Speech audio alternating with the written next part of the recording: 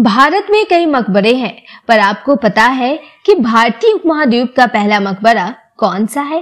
भारत में पहला मकबरा होने की वजह से ताजमहल को भी इसी के तर्ज पर बने होने की बात कही जाती है।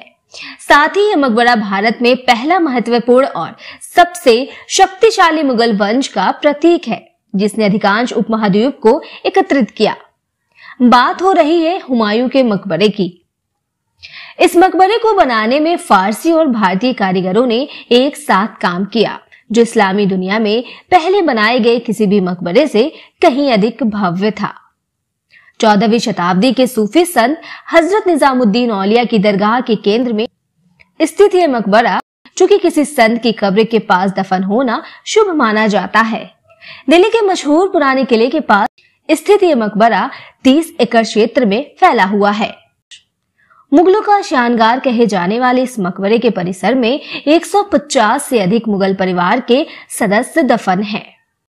मुगल बादशाह बाबर की मौत के बाद उसके सबसे बड़े बेटे हुमायूं का 30 दिसंबर 1530 को राज्याभिषेक किया गया।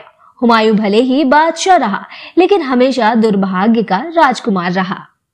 दिल्ली का तख्त एक बार हार जाने से लेकर उसका अंत भी करुणा से भरा रहा। 1556 के एक दोपहर बाद पुस्तकालय की ऊपरी मंजिल पर अपने अध्ययन कक्ष से अजान सुन एक खड़ी पत्थर की सीढ़ी से नीचे उतरते हुए फिसल कर गिरने से हुमायूं की मौत हो गई। हुमायूं की याद में उनकी पत्नी हमीदा बानो बेगम ने उनके बेटे महान सम्राट अकबर के संरक्षण में यह मकबरा बनवाया।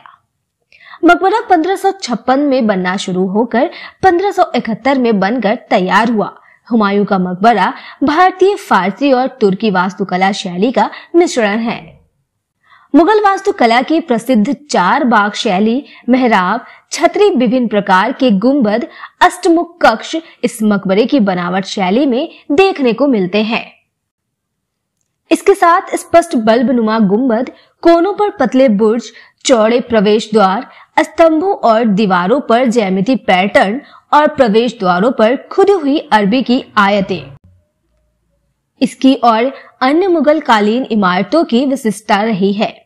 मकबरा अपने आप में एक ऊंचे चौड़े सीढ़ीदार मंच पर खड़ा है, जिसके चारों तरफ 2 खाड़ी गहरी गुंबददार कोशिकाएं हैं। इंटीरियर में बड़ा अष्टकोणीय कक्ष है, जिसमें गलियारों से जुड़े गुंबददार छत के डिब्बे हैं। ये अष्टकोणीय योजना दूसरी मंजिल पर दोहराई गई है। यह मकबरा सफेद और काले रंग के संगमरमर के साथ लाल बलुआ पत्थर का बना है।